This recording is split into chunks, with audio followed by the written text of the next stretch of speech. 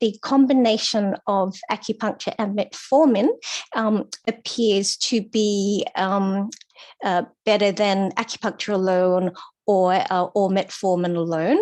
And acupuncture seems to be better than metformin in reducing BMI, although I think the caveat here is that most of the trials are at high or unclear risk of bias. There was high heterogeneity, and they generally very small trials. Also, just a caveat with our BMI meta-analysis, we haven't gone on to do the sensitivity analysis yet. And so this research is still unpublished, but we aim to submit it for publication early next year. We also found that acupuncture was a bit better than metformin in terms of lowering waist-hip ratio. And then interestingly, there were 6 trials that showed that there was no difference between acupuncture and metformin for reducing HOMA-IR and FINS's fasting insulin level. So I think that's interesting in itself because it seems to suggest that acupuncture and metformin may be similar in action. And this is my last slide. I'm not talking about yoga today because there are so many experts talking about yoga, and I'm sure it will be a very successful dialogue. I'd just like to end with just a slide on mindfulness-based interventions. Now, mindfulness is obviously a very big part of yoga therapy. Mindfulness-based interventions have been shown in large meta-analyses to be beneficial for managing weight in the general population. So they help people, I guess, accept the discomfort of calorie restriction and of starting physical activity. But there have only been 2 fairly small trials done in women with PCOS. But again, you know, thinking about the priority that we need to place on our psychological symptoms, I think these probably show promise and warrant further research. So both of these RCTs showed that mindfulness-based interventions improve stress levels and may also improve fasting glucose. So that's all from me today. I just wanted to say I think what you're doing is absolutely innovative. I think it's pioneering. I'm so inspired by the work that everyone is doing today. I'm very sorry I can't stay for too much longer, but I'm really happy to share my slides with everyone and really looking forward to an ongoing collaboration. Thank you so much to everyone who convened the Intersystem Dialogue. Thank you. Thank you very much for a very nice presentation. And actually, it reminds me that how natural therapies and naturopathy, they go hand in hand. In naturopathy also, we use natural products. And when we look at some of your points, it also reminds me Ayurveda as well. And when we speak about acupuncture, it reminds that meridian theory of Chinese medicine and that of Nadi and Srotas of yoga and Ayurveda. They go parallel. So I think there is a lot of work to be done in this particular direction. Thanks a lot for a very nice presentation and a lot of new stuff. Thank you very much. Yes, excellent. Excellent.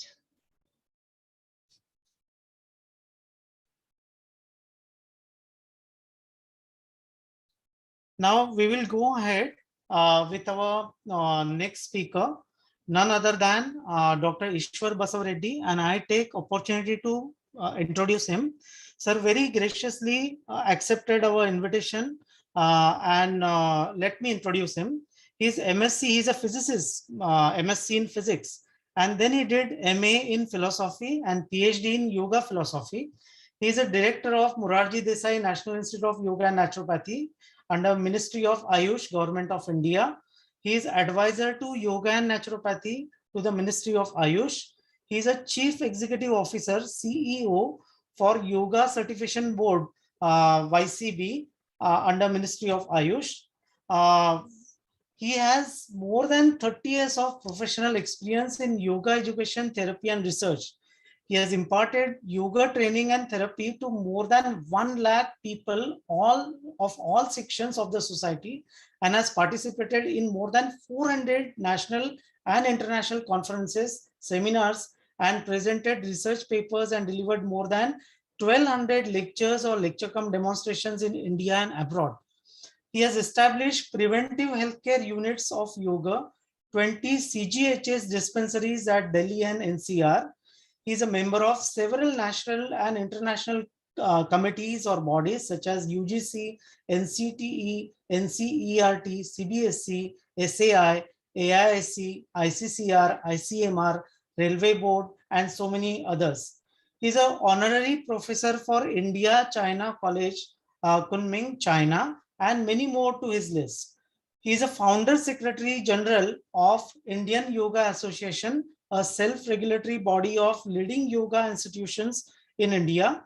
He is a master of the ceremony, giving yoga instruction to many dignitaries, including our Honorable Prime Minister of India at Rajpath, New Delhi, Ramabai Ambedkar Stadium, Lucknow, Forest Research Institute Ground, Dehradun, and Prabhat Tara, Ranchi, Jharkhand, on the occasion of International Yoga Day.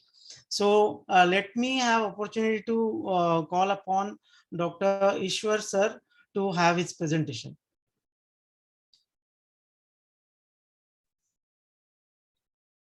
Namaste sir.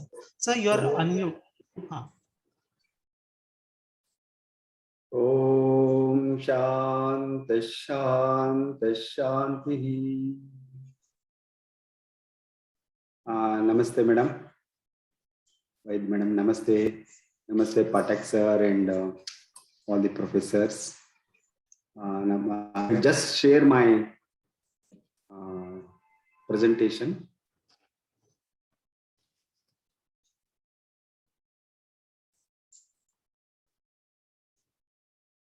I hope you all see the presentation. Yeah. Yes. Thank you, sir. Before I would like to start, thanks for very good words. I'm very humble. I'm just doing my, trying to do my sincere service for the well-being of the people from all parts of the world through our Indian culture and tradition, very rich tradition, yoga. Thanks for the opportunity. Very much, madam, for inviting me. And as you know, now the technology made us to rush simultaneously, being the head of many organizations. Simultaneously, I have to attend sometime, not all the time, simultaneous webinars. That's an important webinar on policy making webinar on WHO and physical activity was going on. I just completed. I will take, I do notice the presence of many of our yoga colleagues. Ulka ji is there, and many others are also present. My pronouns to you all. I am humble just to share some of the things. I don't want to mention about much for all medical professionals. Most importantly, yogic lifestyle, a form of holistic mind-body medicine, what is nowadays known globally, is known to reduce stress and sympathetic tone and helps in the management of PCOS. So I have mentioned only 3 points taking from our quote from Honorable Prime Minister of India, addressing to the United Nations on 27th September 2014, where he mentioned yoga is an invaluable gift of ancient Indian tradition. It embodies a unity of mind and body, thought and action, restraint and fulfillment, harmony between man and nature, and a holistic approach to health and well-being. Very comprehensive meaning and utility of yoga has been given. And we all know that world has changed after that declaration of International Day of Yoga. On 21st of June every year we are celebrating. And this one, these things has been helped to growth of yoga exponentially during last 7 years. UN United Nations mentioned in its citation that yoga provides a holistic approach to health and well-being. Because I do know, being a member of WHO and UNESCO, etc., whenever they adopt any one definition or a quote or any this thing, we have to provide a lot of evidences for them. Otherwise, they will not accept it. So I'm very happy that these two have been accepted by the United Nations in its citation. You can see it is a holistic approach to health and well-being. It brings harmony in all walks of life, and thus is known for disease prevention, health prevention, promotion, and management of many lifestyle-related disorders, including the PCOS. Stress and obesity, influence of stress and obesity in the PCOS. There is a strong relation between obesity, stress, and PCOS. Approximately 50 to 60% of women with PCOS are obese or overweight. It is believed that both the genetic predisposition and lifestyle factors contribute to the etiology of PCOS. Altered lifestyle that includes high calorie diet and lack of exercise resulting in obesity or overweight, and insulin resistance, which has been well recognized as an exacerbating factor for PCOS. There are studies suggested that chronic stimulation of sympathetic activity, a result of stressful lifestyle, can induce dysregulation of hypothalamus pituitary ovarian axis (HPO) axis in women with PCOS. Due to stress, cortisol levels becomes very high, which are called stress hormones, and it is one of the major cause of fat storage and gaining in the weight. So most of the time I present this slide, and exactly yoga helps us. Whenever we practice very classical half an hour yoga, only 30 minutes of yoga, anybody, including the men suffering from the PCOS, it reduces stress. Once the stress is at the zero level or in the reduced state, and there is increased mindfulness, which helps to improve the calm and quiet mind, always helps for the improved metabolism. This is very, very important. That improves the quality of sleep and relaxation. When these two are taken place, then there is a feeling of well-being and positive health. And this slide has been prepared with on the basis of many evidences. Now, yoga is a complete prescription for the healthy body and mind, which can destroy the root cause of PCOS, and that is stress and obesity. Yoga leads to better quality of life in the PCOS.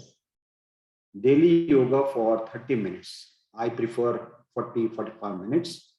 So if people don't get it, nowadays we are coming up with many modules. Let us practice 30 minutes in the morning and 15-20 minutes in the evening. Pranayama and relaxation techniques. In the COVID-19 conditions, we recommended that to the medical professionals, and we come up with a very, very, very encouraging results.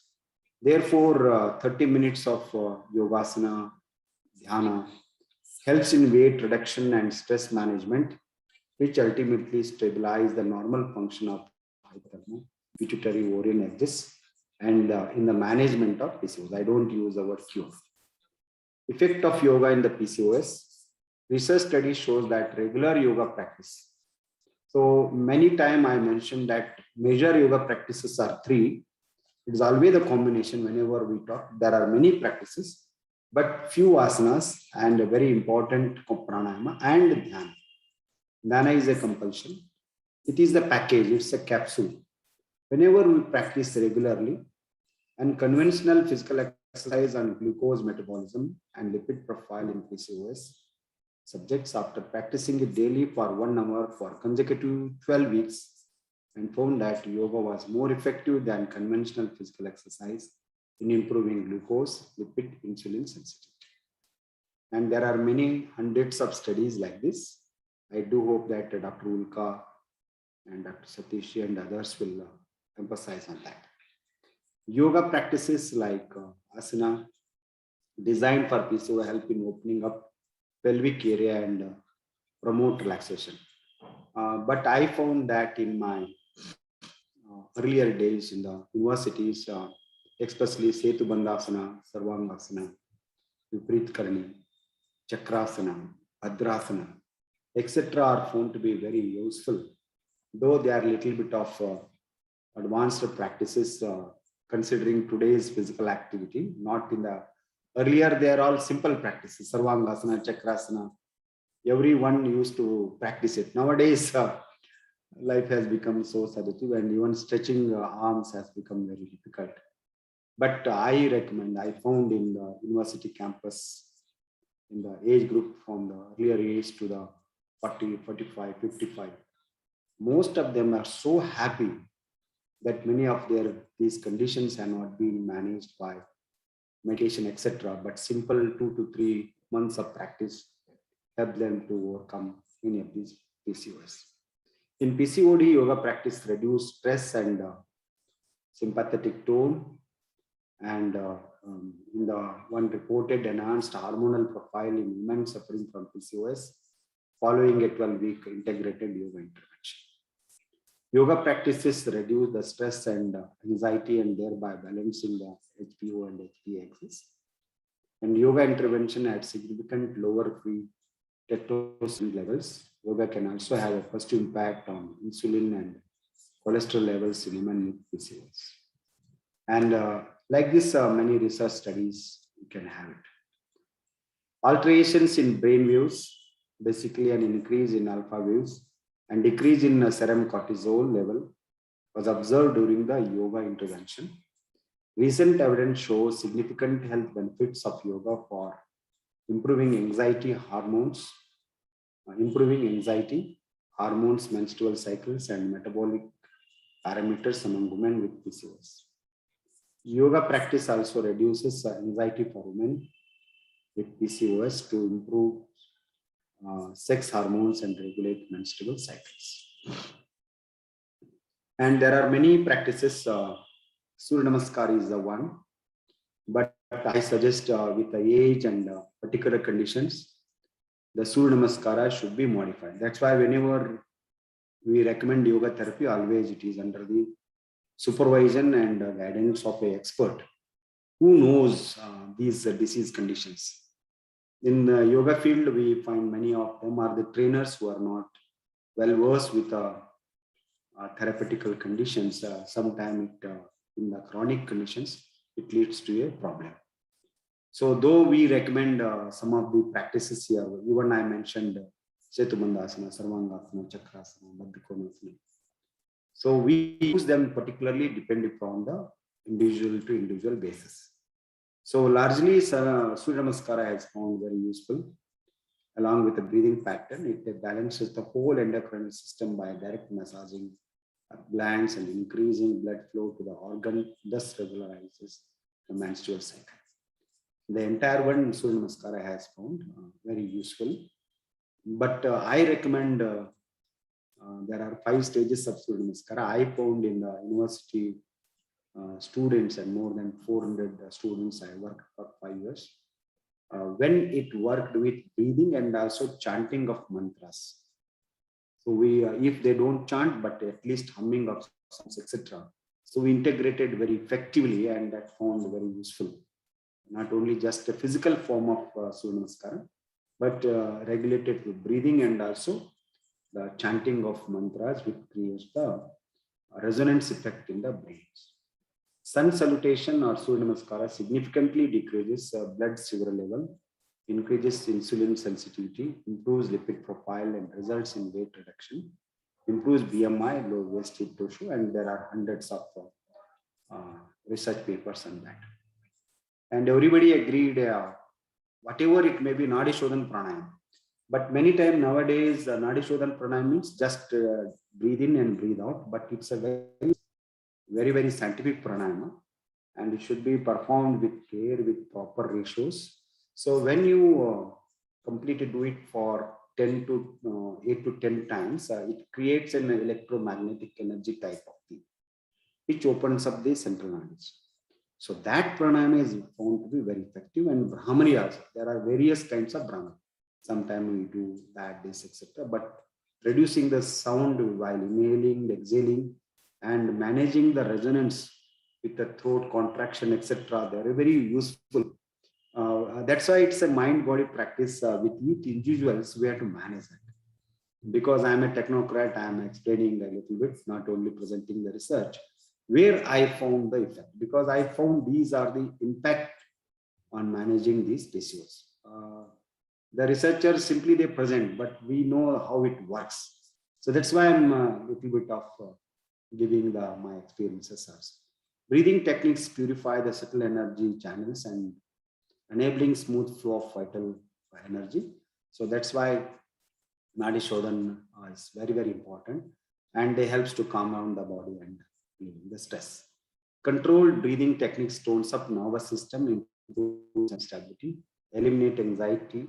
Already mindful meditation, etc. My earlier presenter from China, she has also endorsed our use and increases the insulin sensitivity. Now the women diagnosed with PCOS have profound insulin resistance, obesity, and increased level of androgens. Weight reduction is main preventive and therapeutic potential to combat with this catastrophe, which can be achieved by incorporating lifestyle modifications. Everybody agreed. Breathing techniques helps a lot in relieving the symptoms of PCOS related to deep-rooted mental stress and keep the individuals high to fight with this syndrome. All these lifestyle modifications increase the fertility rate and improve the quality of lifestyle in the patients of PCOS. I suggest 3 things. So one is the many people in yoga, we never emphasize on the diet. In the lifestyle diet, we are Indians and we follow, as earlier also mentioned, we follow the Ayurveda and we are all the one systems when it comes to the holistic health. We are not separate. But nowadays we developed independently, but it is a specialization. But when it comes to the holistic health, we have to complement each other. Where in Ayurveda, we take the dinacharya, rutucharya, what to eat, what not to eat. So I found that that is also a very important component, and I don't want to go into detail. So in the metabolism and proper diet plays an important role. Next comes the yoga practice helps to improve the metabolic activity and also quality of sleep. So this is the second one. Third one, most importantly, the management of lifestyle. So the first one is it is the food and yoga and lifestyle management. Third one needs frequent counseling and proper atmosphere are very much essential. Nowadays our women population are missing out because many of them are start working, and we know the working conditions are not 100% favorable for many of the women population. Therefore, appropriate working conditions at workplace and also has to be improved. These 3 are very much, you can make it in a regulation. These 3 are very, very important in the management of PCOS whenever we come to the policies. For this one, now for the information, in the WHO in collaboration, just now I presented 1 hour before, we have come up with a WHO Yoga app. So you all practice common yoga protocol of 45 minutes from last 7 years. So for your information, more than 300 million people are practicing it nowadays. So with the collaboration of WHO, we have come up with the app, 45 minutes, 20 minutes, and 10 minutes. And many of the experts sitting here are also part of this initiative in one or the other way. And there we have come up with several initiatives. One is it is the model. Teaching models are also there, 31 practices. And they are in audio form and video form and various languages. Now it is in Hindi and English. Now we are coming up with multiple international and Indian languages in the years to come. Apart from this first initiative, we are also doing the pre-diabetic and mental health and other rehabilitation for cancer patients. The models are ready. We are coming up with the app. It's a very extensive procedure to convince the WHO of strategies, because they have a lot of formalities to accept any intervention. And 2 years we did a lot of things, and this has been launched by Honorable Prime Minister on 21st June 2021 on the day of International Day of Yoga. So therefore, I request all the medical professionals, you can just go to Android or iPhone, anything, WHO Yum Yoga app you can have, and it's a proud product of India. The whole world is using it. These are the details already I had given. And another initiative, and Professor Satish Patak sir and Lukazi and everybody knows that we have come up with a yoga break. We designed it 2 years back, and we have conducted trials, including Bombay, in 6 metros. 717 participants who practice it for just 15 days, twice a day. So it's a very simple practice which can be practiced at the workplace. Especially I designed it for the women community. I'm not told, but I found that very sincere women population. I appreciate my institution also. They are very sensitive and they are prone for stress and anxiety. And this 5 or 6 exactly takes 6 minutes. But I've been compelled to make it for 5 minutes, but it takes 6 minutes twice a day, in the first half, in the second half, and it will not increase the stress level at all. If you practice it every day and twice, and whatever the stress it is accumulated, it will help to disseminate it.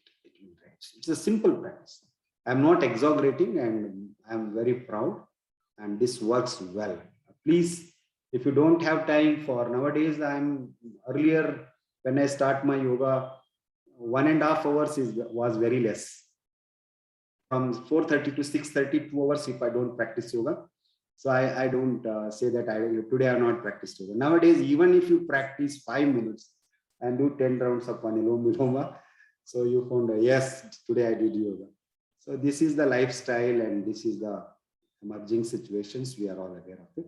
So that's why, again, this Ayush Ministry has come up with. It was launched by Honorable Ayush Minister on 1st September. And it is in the public domain, and why break or yoga break. So you can download it. There also we have a learning models and also practice model, and YouTube also, MDNY why yoga break. It's a wonderful web. I'm very proud that they are all of highly international standard, and we brought it from our institute. This is distress, refresh, and get refocused to enhance immunity to at their workplace. I just remember for these things, our Honorable M.A. Bole sir, who is not with us. I'm very proud he was a part of this project, and Sridharanji and myself did a lot of work for 2 years. And we found that to minimize the discomfort throughout the day, increase the productivity of individuals at workplace. Wherever we introduce the corporates, they try to continue that one. So like this, before I thank, I put up these 2 apps. Like, why I'm putting these 2 at the end? There are technologies now, the realities. So in the management of PCOS also, we can use the technologies and apps and simple modifications. Not only conducting these seminars, etc. This one part, but whenever we conduct such seminars, we have to come up with one. After this, we have to come up with small resolution and a package, a capsule, and if possible, make it a app type of thing, and videography. It hardly cost 1 or 2 lakh rupees or 3 lakh rupees. So put it in the public domain, and that will be very useful and very meaningful conducting such a webinars, because many of the experts are floating their thoughts. So once we concretize that one, that will be help for the entire human population. With these few words, once again, I wish webinar all the success, and once again, thank you, madam, and all the organizers and experts. Jai Hind, Jai Bharat. Om Shanti Shanti Shanti. Excellent presentation, sir. And you really, gave everything in a capsule form, as you were saying again and again. So many points are so, potent, so that we can pick up some of them and we can develop on that. Thanks a lot. Thank you very much. Yeah. Thanks for your time and an excellent talk. Thank you so much.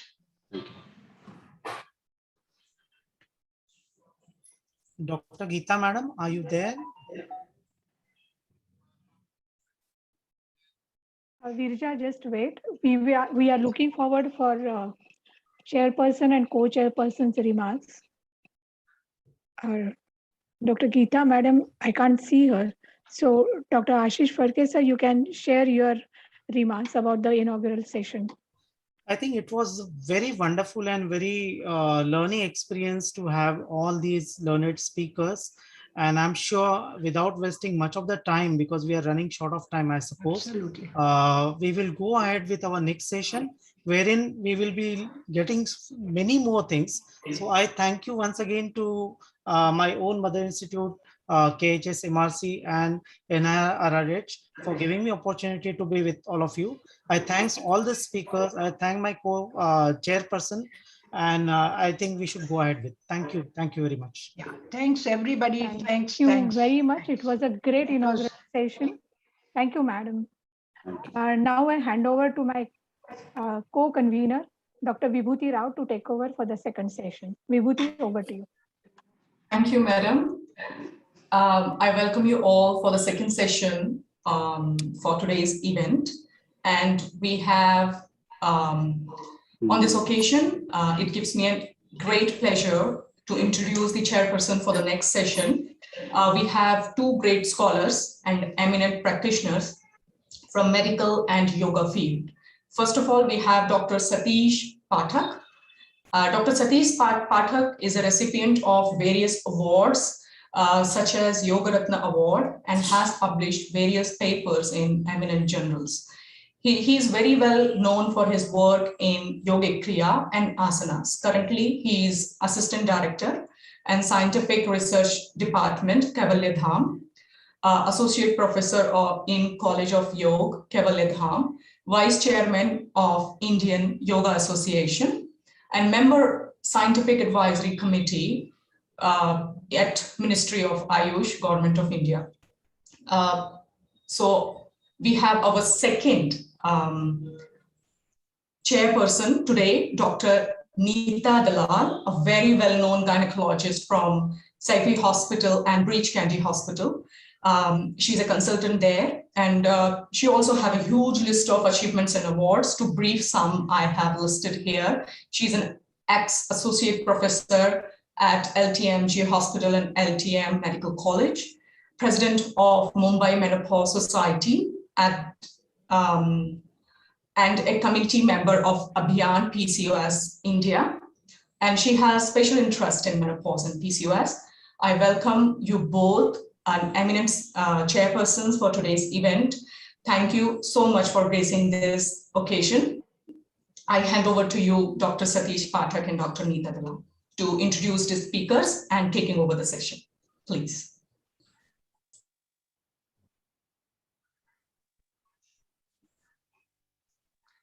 Unmute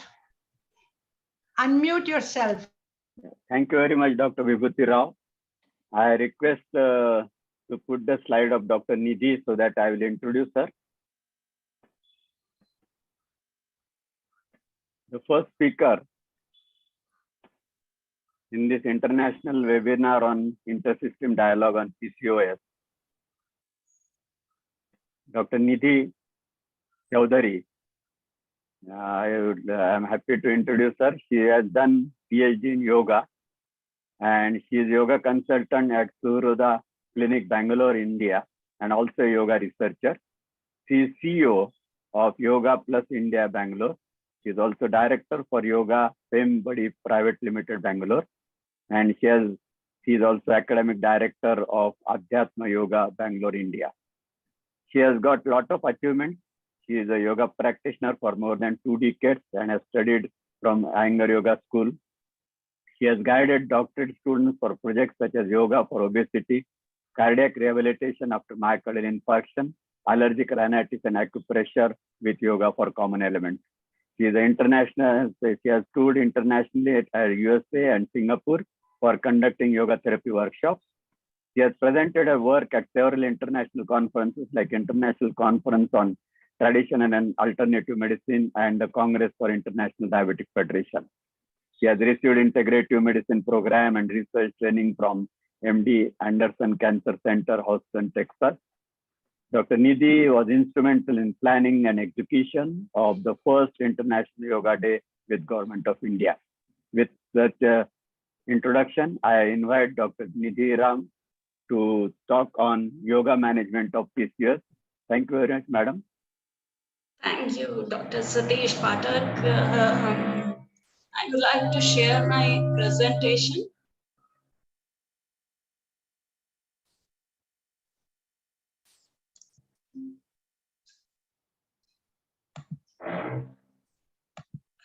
Okay. So my talk would, I guess, would continue from where Dr. Rama Vaidya left. And she has emphasized the importance of imbalance between the sympathetic and parasympathetic component of the body.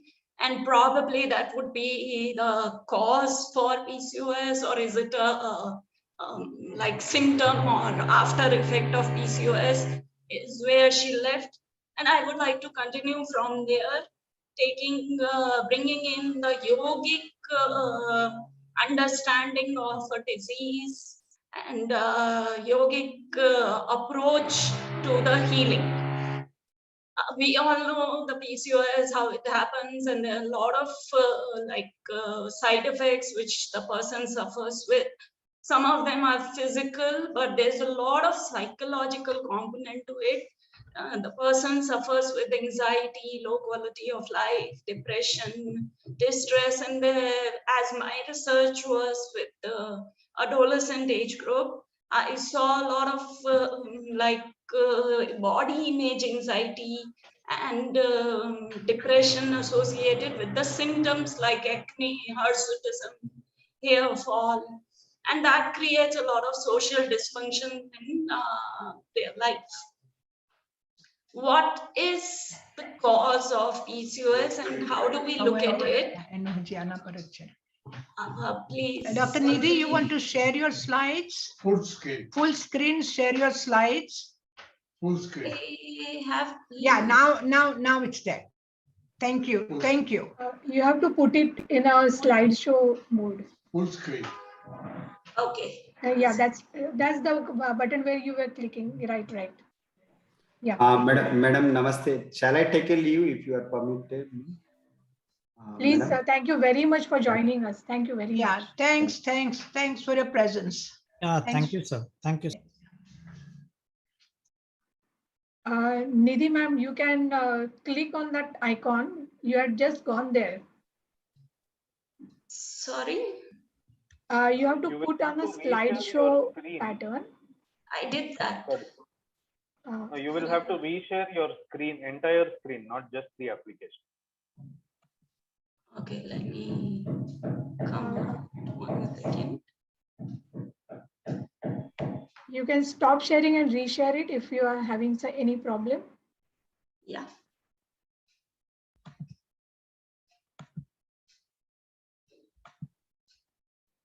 Okay.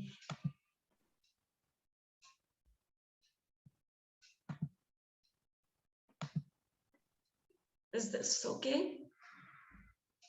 Yeah, now we can see full screen. Thank you. Thank you. So how do we see the PCOS and what is the cause for it? So obviously the research is able to figure out that there are some genetic factors, there are some genes, family history where the girls in the next generation are more prone to develop PCOS. But there is a lot to do with the lifestyle. And as Dr. Ishwar Basavreddy was saying, that whenever we talk about lifestyle, it doesn't mean only exercise or only trying to lose weight. There are 3 parts to it. It includes having an active lifestyle and not be sedentary, eating right. The diet also is one part of the lifestyle. And third is the stress management. How are you able to manage your mind? How is your thoughts, emotions affecting your day-to-day functioning?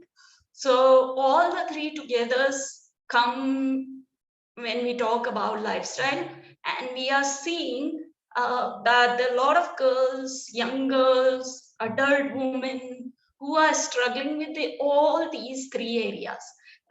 Sedentary lifestyle, low activity, low exercise, wrong eating habits, and sadly no training in our education system to teach us how to manage our mind and emotion, how to deal with the stressful situations without letting it affect our health. And the management of PCOS, as we all know, it is stuck on metformin as one of the insulin sensitization medication.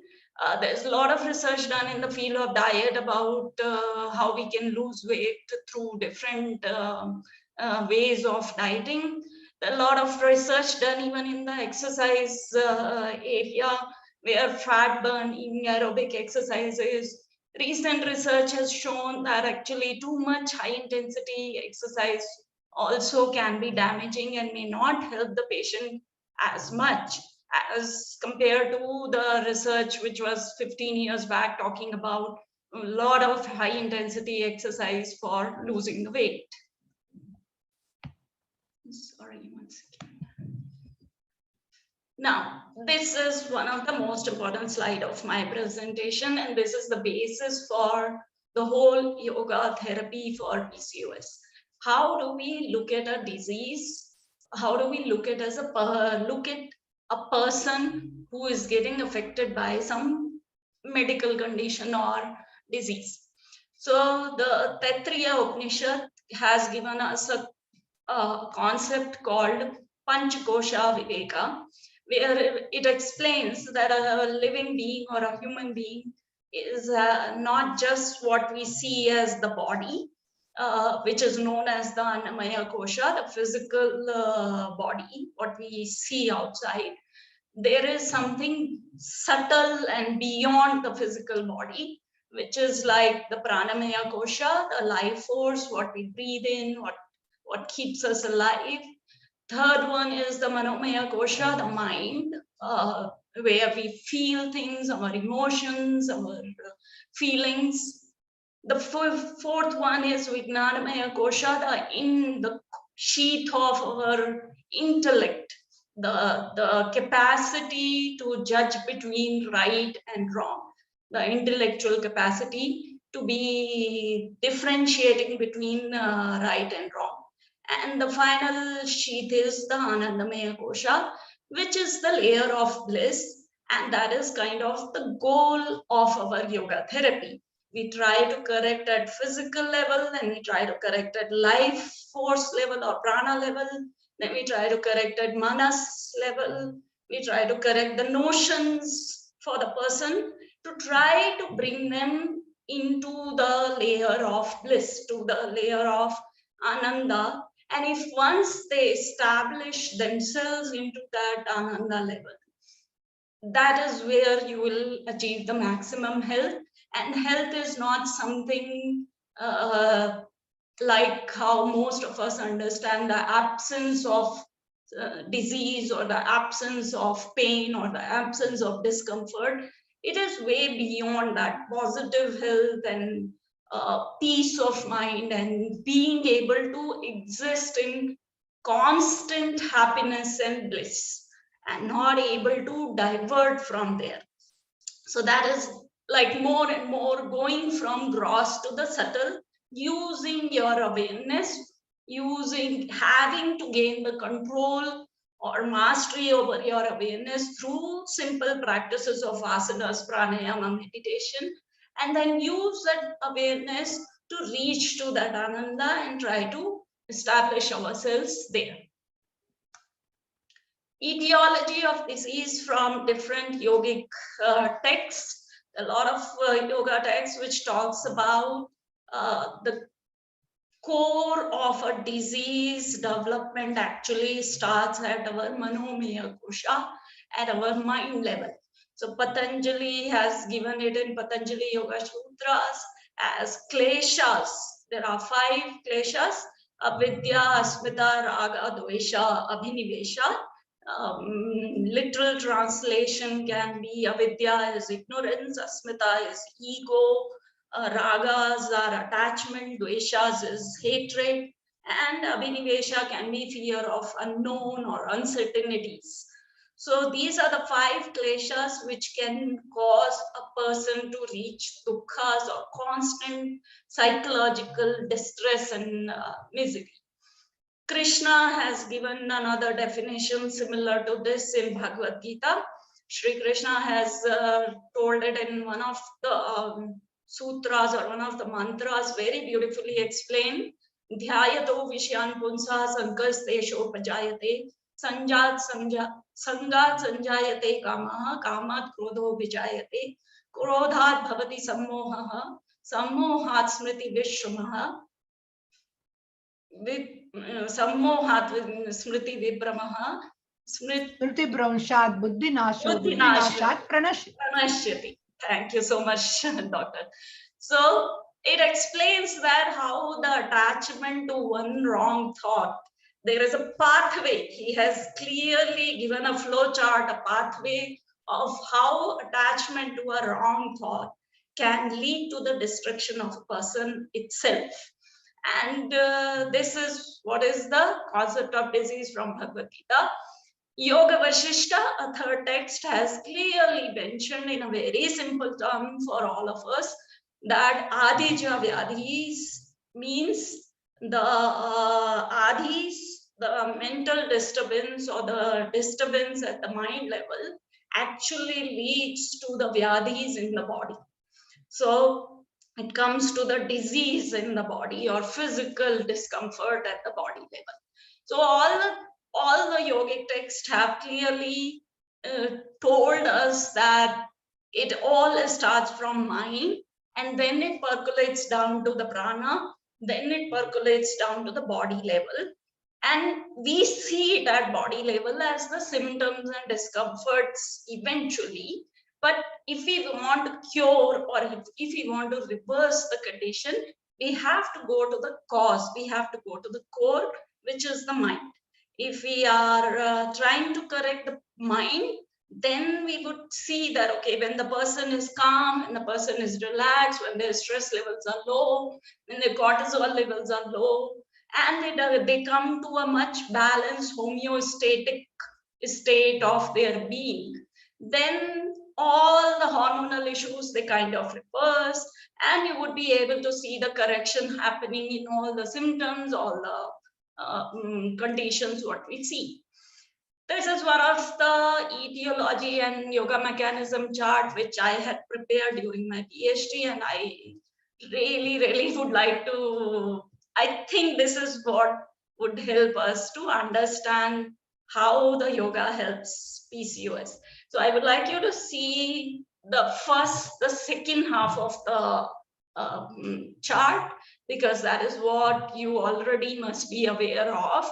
The imbalance at HPO axis, hypothalamus pituitary ovarian axis, or the imbalance at HPA axis, hypothalamus pituitary adrenal axis, which leads to so many diseases and comorbidities which are associated with PCOS. And I know you all are aware of it and thoroughly researched about it. How yoga helps? Yoga brings about 3 effects, which are, it has one simpler exercise effect, which we all are aware of. When you stretch, when you do any form of exercise, it helps increase your metabolism and would probably help with obesity and all the metabolic disorders. The second effect is the rest effect of yoga. If I'm probably not able to bend, stretch, or do as much as shown in the yoga images, bending, twisting, and turning upside down. if I'm a person with so much comorbidity that I cannot do all of that, and probably I can just sit and focus on my breathing, I can work on my mind, I can do simple pranayama, relaxation, and some gentle movement, still I would be having a great benefit through the rest effect which I gain from practice of yoga, which helps in reducing the sympathetic activity in our body, which can help in correction in a lot of comorbidities which happens with these conditions. And then third is the balance effect which comes with yoga, which helps in correcting the hormones, the release of the hormones from our body through HPA or HPOXs. But what do we mean when we say that this rest effect or balance effect, or how do I do this correction at our mind level? What exactly yoga brings to the table when I say we need to reduce the stress, we need to correct notions, and we need to bring the person to the perfect health? What is it that yoga helps us there? So in a normal case where a person experiences a demanding situation, they develop a perception to the situation through the help of cortices, and then based on that perception there'll be some limbic cortex part of the brain would be getting the person into this intrusive repetitive speed. Let me give you an example. Like I'm sitting by here around my table and working on my computer. I see something moving by the window. I perceive it to be maybe it's a snake. Maybe it looks like something creeping, crawling around there. And I develop that intrusive, repetitive speed inside my mind that, okay, there's a snake, it can be dangerous, it is going to come in, it is going to harm me. And I start getting that rush and the stress developing in my body. In response to this, there'll be an uncontrolled response which my body will create, which can be either if I'm perceiving something exciting, then I might show positive emotions of excitement and hypomania. Or if I'm perceiving something as negative, I may show anxiety, fear, depression, lethargy, no movement or something. In both the cases, whether it is a suppression or expression, it is happening through the lower part of my brain without any control. And that is what is unhealthy and experienced by most of the people we meet today. How does the yoga help? If I'm not sure if you have gone through the research done in the field of yoga. A lot of research is done on meditators and siddhas and great yogis, and they have seen that people who have been meditating or who have been doing yoga for years, or great yogis, they have a very active prefrontal cortex. They have actually showing the growth in the prefrontal cortex. And that is the part of the brain which is going to help us bringing this mastery, mindful mastery over our responses. We avoid the repetitive speed. It slows down our mind, slows down our reactions, and develop a voluntary control over whether I choose to respond negatively or positively. But it will be well under control without leading to the physiological changes which comes with the uncontrolled response when I